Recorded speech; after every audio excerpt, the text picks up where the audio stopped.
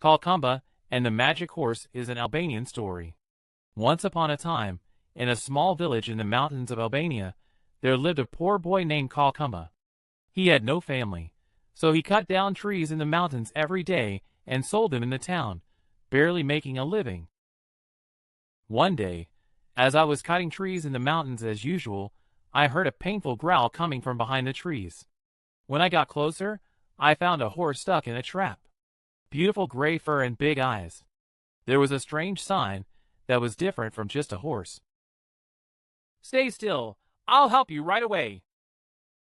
Kërkumba cut the trap with the knife he was holding and let the horse escape. Then the horse stood up, looked straight into Kërkumba's eyes, and said, "Thank you for your courage and kindness. I am a magic horse. I'll make every wish come true."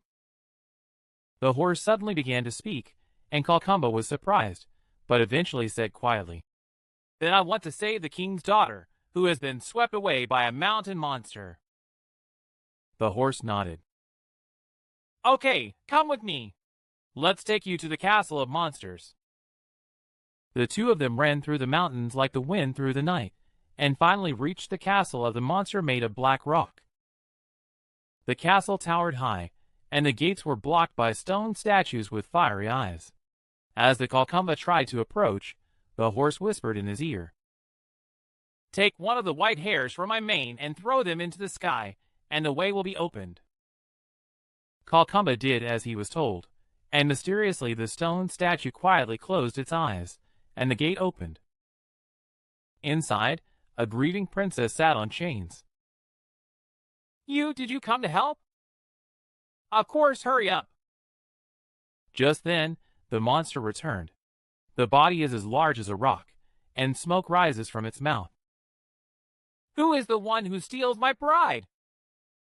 When the monster yelled, the horse stood up and said, "Now, I'm going to use my last spell, Kërkumba." Kërkumba reached for the horse's mane once more, and the horse's body glowed golden and soared into the sky.